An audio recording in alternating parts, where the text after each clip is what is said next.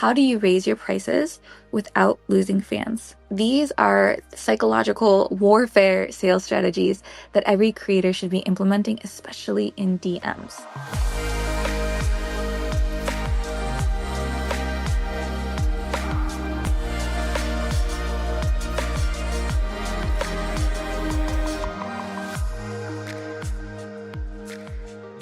Welcome back to On the Horizon. This is MelRose Michaels. I am your host, and I'm here to share what's worked for me in building my adult creator business to try to make building yours just a little bit easier. Let's get into today's episode.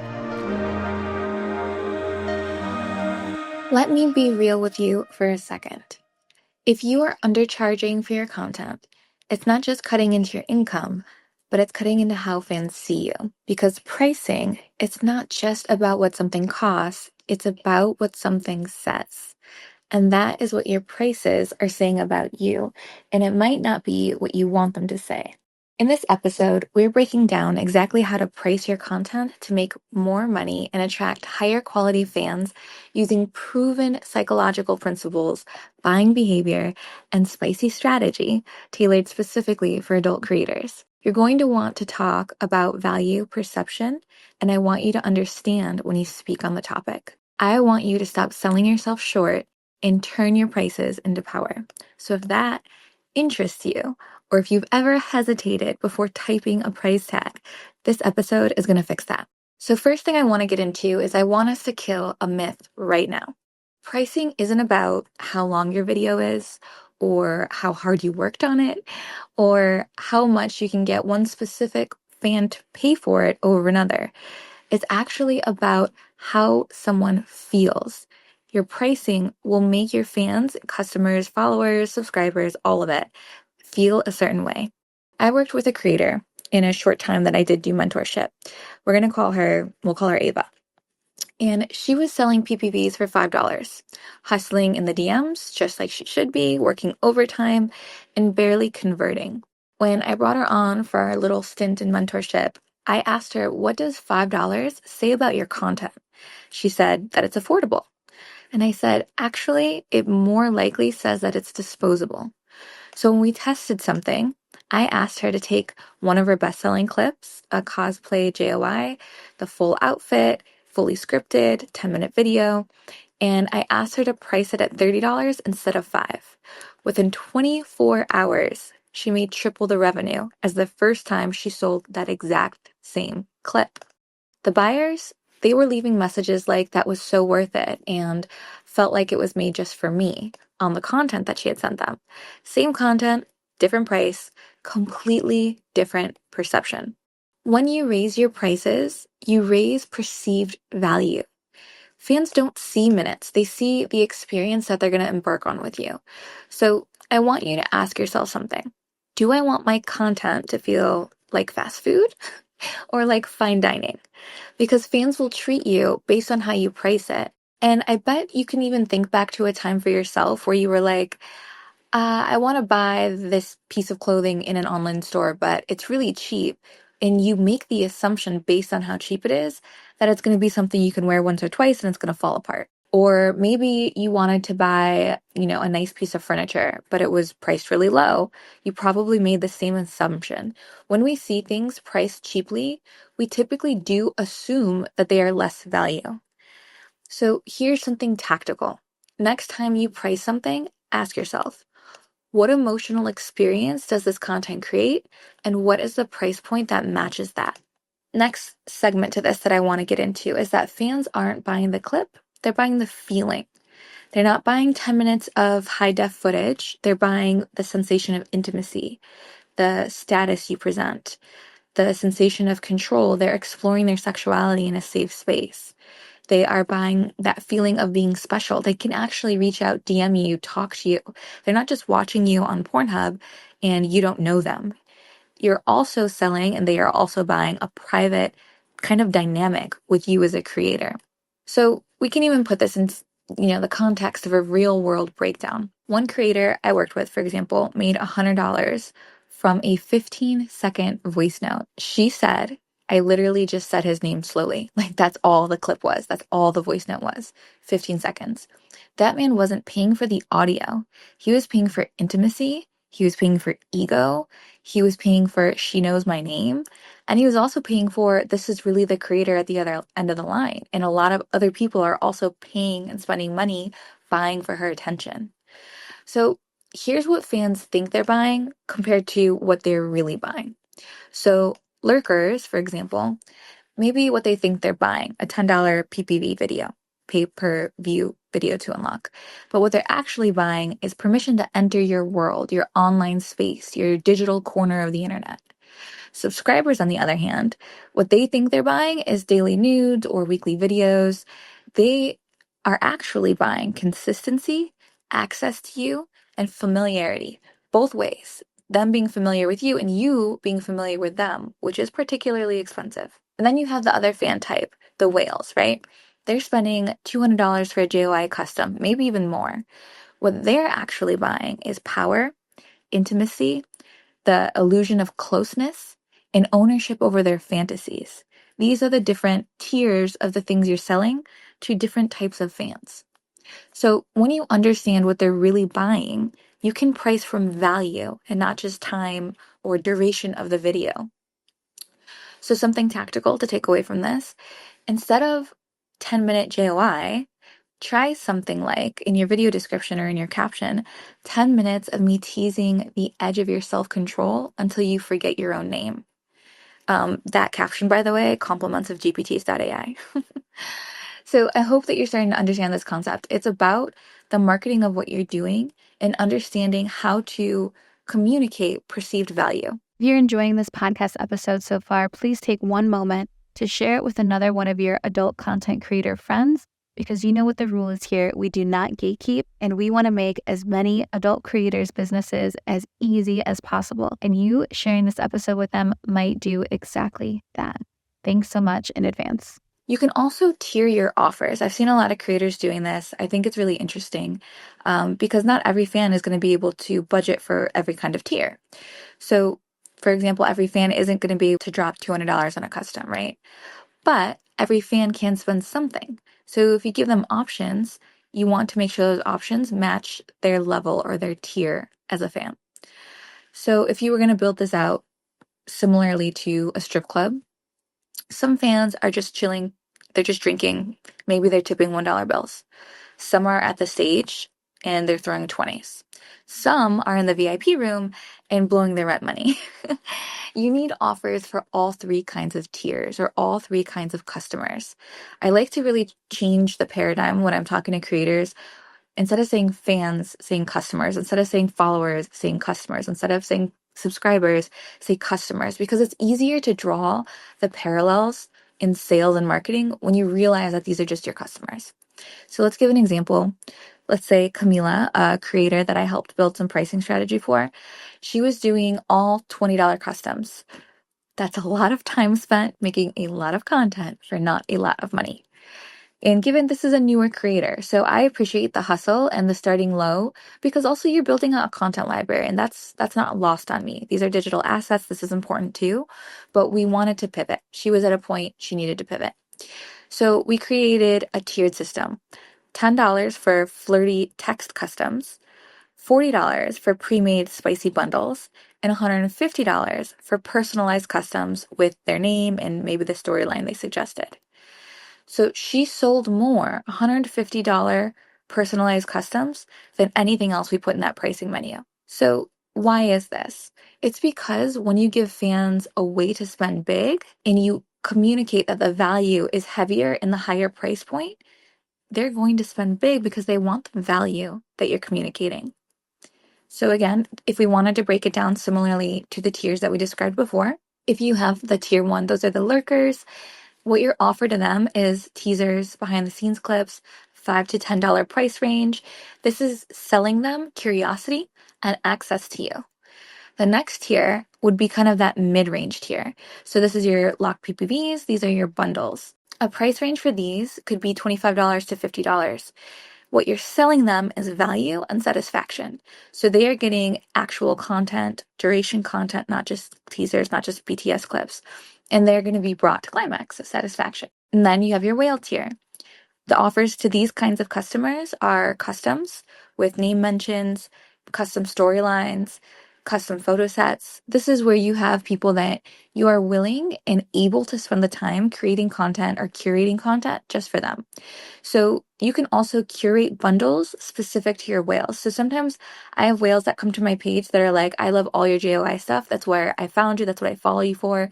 I want a bundle of all JOIs. So I can curate a bundle of JOIs for that fan, and I can sell it to them for a huge price point because I spent the time digging it all up, putting it in a pretty bundle, and then selling it to them at a perceived discount for a lot of videos or a lot of value. Also, this curation thing is something very new. If you've noticed on social media lately, there's so much social media content. This is mainstream content, right? This is like me lurking on Book Talk, and they're like going through all of these books, and I'm saving them to my bookmarks because I want to read them one day. And they're all on my TLDR. But the reality is, the content that I come across a lot, especially in the Book Talk space, is these creators or influencers who are curating what I would like to read. So they're like, if you're a spicy, Book Talk girly and you love ACOTAR, you're going to love these 10 other book series. And then they name the book series to me. And I was like, oh my God, this creator did all the work for me, curated something special for me. And now I'm going to go read that series because they know what I like and they've already done all the homework and the heavy lifting. This idea of curation is really new in the social media space, and curation influencers are actually having a lot of power right now. So you can be a curator of your own content, do the heavy lifting, and get paid for that convenience when you're selling to whales as well. So again, whales, customs, curation, access, anything like that, price range $100 to $500. What you're actually selling is intimacy, it's power, it's illusion of control, it's curation, and it's luxury. Tactical step. You can make a pinned post or welcome DM that includes your 3-tier menu. It gives fans a clear path on how to spend more with you and get what they want. So that's something you can put into place, put into action right now as soon as you get off this space. Now, how to use anchoring, scarcity, and upsells. These are psychological warfare sales strategies that every creator should be implementing, especially in DMs. So this is kind of where we get sneaky and smart with strategy. The first thing I want to talk about is anchoring. Show the most expensive thing first because everything else will look like a deal after that. Remember, when you send a fan a locked PPV, whatever you price that at, you can always converse with them afterwards if they don't unlock it and say, hey, listen, I know money is tight right now. I really think you're going to love this video and I made it with you in mind. What if I give it to you for this amount instead? Would it be unlockable for you then? So you can always drop price, but if you start high, you're going to be better positioned to get them to spend once you make it a deal. So for example, you can make a post saying, I usually sell these customs for $150, but I just dropped a spicy pre-made version of this video for $35. $35 now feels cheap, even though you had it originally priced for $150. And the psychological warfare part of this is maybe you were never intending to sell it for $150. Maybe you were always intending to sell it for $35. This is the result you get with price anchoring high because even when you come down, you're getting what you want. So if you want to sell a video for $50, price anchor it at $100. If you want to sell a video for $100, price anchor it at $150 or $200. You want to start high because that communicates that value aspect to your customer, aka your subscriber, your fan. And then when you give them the lower price point, it's going to feel too good to pass up and they're going to go for it. They're going to bite. The next strategy is scarcity. Most creators that follow us have heard about this before. We've talked about it before. But it's this idea that if it's always available, it's not desirable. There is a creator that I watch like a hawk that does this incredibly well. I believe, I don't want to butcher her name, but it's Belle Delphine. She came onto the scene. You might know her from like selling bathwater, but she would make an explicit video, go crazy viral on her marketing, and then disappear for 6 months, and then come back and drop something else. She really built her career and made millions off of doing very little actual work on creating content because she drops things so rarely. Another great example of scarcity is when there's like these clothing brands with limited time drops. They drop something once, it's available till it sells out, and then they never make it again, and you just don't get to have it. This is something that's really useful, especially in driving and training your customers or your fans or subscribers into the buying behavior you want from them. If you teach them that they have an opportunity to buy something once for a certain amount of time and then never again, the next time you drop something, they're going to buy because they don't want to lose it. People are always more afraid to lose out on something than to get something that seems like a deal or seems like a steal. That idea psychologically of not being able to have something is very powerful. And this is where scarcity comes in. So, an example for this could be you saying that this clip is up for 24 hours, then it's gone, no re-releases, no exceptions. Fans who were thinking about buying it to begin with are now going to feel an extreme sense of urgency. Another caption that I use all the time in my PPV DMs is when I send out a new video, I will tell them that this video self-destructs at midnight. If you didn't buy it, you don't get to have it. And then at midnight, I will unsend that mass message, and whoever didn't get it, didn't get it. Again, you have to actually follow through on the withdrawal of that PPV mass message or on the withdrawal of that no longer acceptable to send that video out for a duration of time. It doesn't have to be forever. In DMs, no one knows what's going on between one fan and the other. So you can still sell it in the DM on the down low and make that fan feel really special because you weren't making exceptions. But since they're willing to, really, really want this video and they're willing to buy it now, I guess I'll sell it to you, kind of thing. But scarcity is a huge psychological factor to drive buying behavior. The last part of this that I want to emphasize is upselling. Once your fans say yes to a purchase, offer a way for them to spend more. And here's an example of this. If a fan buys your $20 video, you can reply, "Want me to whisper your name in the intro for $10 more?" Boom. You have a way to upsell them on that content.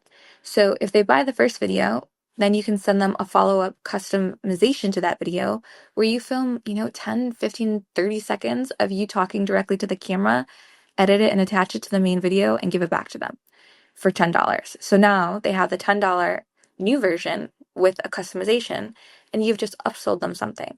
You increased your order value by 50% with zero extra work. That's huge. That's a huge upsell. And now, tactically speaking, you can also add one anchored price point, create one 48-hour only piece of content this month, and then write an upsell message that you can copy and paste after, and you can put that all together. So let me work through this psychologically for you so you can follow. I have a new video called Sunlit JOI. I released already, but let's pretend I didn't. I'm going to put into play the first step, right? Anchor at a price point. So in the mass message for that Sunlit JOI video that I made, I might say, this video will only be available for $100 until midnight. At midnight, this message self-destructs and no one will ever get to see it again. Now we have the price point anchored at $100. We have scarcity in play, step 2. And now we need an upsell. So this video gets released, self-destructs at midnight, it's anchored at $100. And then I could follow up that same mass DM, send that mass DM off, and follow it up with, I'll even customize the video for you for $50 extra. Offer only available until I wake up tomorrow morning. So you can work in all 3 aspects of this psychological sales and marketing into your messaging, and you can put them all in play at once if you want. Now, something I get asked a lot about inside the CEO Society, if you guys aren't familiar, that's our closed community for adult creators, free to join. Just go to ceosociety.app. There's 1,000+ of us in there, all sharing tips, tricks, strategies, case studies on things we've tested, all the rest. But something I get asked about a lot in there is pricing, right? So how do you raise your prices without losing fans? It is scary to raise prices, and I totally understand that. You're not alone in that sensation. I mean, I've done it. I've lost fans. I've gone through the cycle a couple different times. But the reality of it is, and this is what I want to try to articulate, is that you don't really lose fans when you raise prices. You qualify them. You lose the time wasters. You lose the freeloaders. You lose the people that don't actually value what you do or the content you create. So let me give an example of this. A creator I worked with raised her PPVs from $15 to $35. She lost about 10% of her subs over like a 30 to 60-day period. So she lost 10% of her subscriber base. That sounds so scary. That sounds super scary. That $3 subscription money, right? 10% of that, poof, gone. But her income doubled. And her stress cut in half because she's not managing all these DMs with people who never spend or only spend $3 or what have you. Because she was no longer performing for bargain hunters. She was actually working with qualified buyers who respected her time. So this is something that I find myself having to re-emphasize for creators that follow our channels, is that you need to qualify your customers, because while I do understand that some creators really believe it's important to be affordable, there's another segment of our community that really understands that a lot of times this is a luxury item. We're not a subscription like, let's say Netflix, or a subscription like Hulu that, the average American at least is using every single day. We are something that we try to get our fan base to tap into and log on to every single day, but we are a luxury item. Even those are luxury items, truly, the subscriptions to, streaming sites, but people treat them like they're not. Here's how to start to transition fans smoothly. One, I do think you should communicate that you're going to raise prices to your fans. I think that's important. Setting expectations with fans is super important across the board all the time. Take this away from this podcast. Take this away from this episode. Communicating expectations to fans is important. But something you can say is, my pricing is going up next week. Grab anything you've been eyeing now. I just wanted to let you know. You can also add bonus value, right? So you can say PPVs now include a bonus audio tease. That is going to be a reason that feels justified in the higher price point. Now, when you're sending your locked PPV video, you also added this audio that they wouldn't have gotten otherwise. I never or very rarely see creators doing that. But that added value that you gave them justifies whatever added price point you added. And you don't have to explain yourself on that. Like, that's up to you as a CEO of your corporation, of your creator empire. And then the other part of this is just stay unapologetic. This is my job. My content's hot. It's worth every penny. I only have so many hours in a day. I have to spend it with the fans and supporters that really value my time. Like, you don't have to apologize for the fact that you are in business. And a lot of creators tend to shy away from drawing that line in the sand, and you shouldn't feel that you have to, and you should know that you don't. So I would suggest that you pick one offer. Your bestseller is a great place to start, and raise it $5 or $10 this week and just watch what happens. Because I bet a week from now, you will come back and say that your income or revenue has gone up. And I feel very confident in telling you that.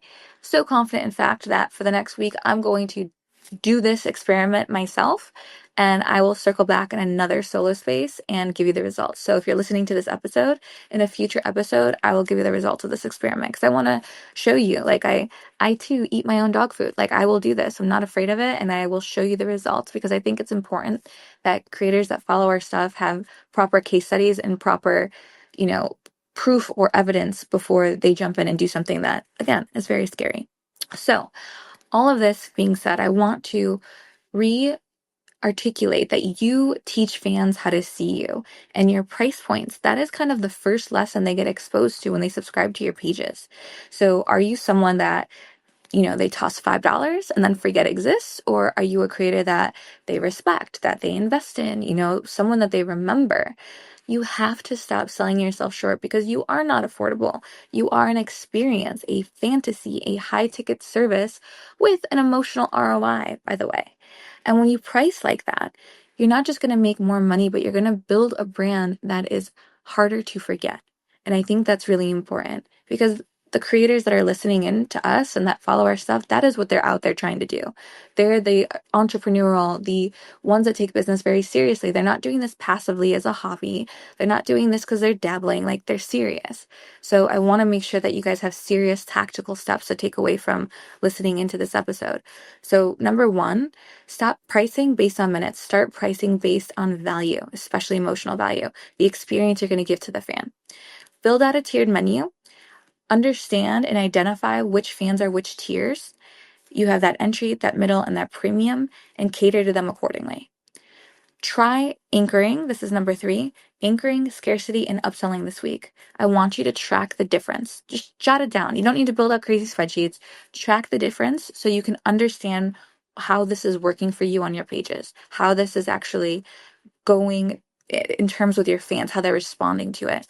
And then number 4, just raise one price confidently and observe how your audience responds. Again, communicate expectations to them, but raise one price on your bestseller confidently and observe what happens. All right, so this is going to be it for today's episode, specifically on pricing power and how to use it to position yourself like the high value brand that you are. But remember, your content isn't cheap, so stop treating it like it is. Fans will always rise to the level that you set. So you're allowed to raise the bar, raise your prices, and watch how they follow. And if you want help writing your next spicy upsell or planning high converting content menus or scripting premium scenes that fans can't resist, you already know where to go, gpts.ai. It's like having a marketing team, copywriter, and seductive little strategist all in your pocket. So just log in, type a prompt, and let GPTs do the heavy lifting so that you can get back to doing what you do best, which is turning attention into income. As always, guys, I respect the hell out of you for betting on yourself. I'm proud of you. I am out here doing it myself too, and we're all in it together. So I will see you guys next week, same time, same place. So go be bad and build a business in the meantime. Thanks for listening. It would be absolutely incredible if you rated this podcast 5 stars and left a little review. We want to get this podcast to as many adult creators as possible, and you taking a second to leave a couple stars and a review really helps us do that. Thanks so much.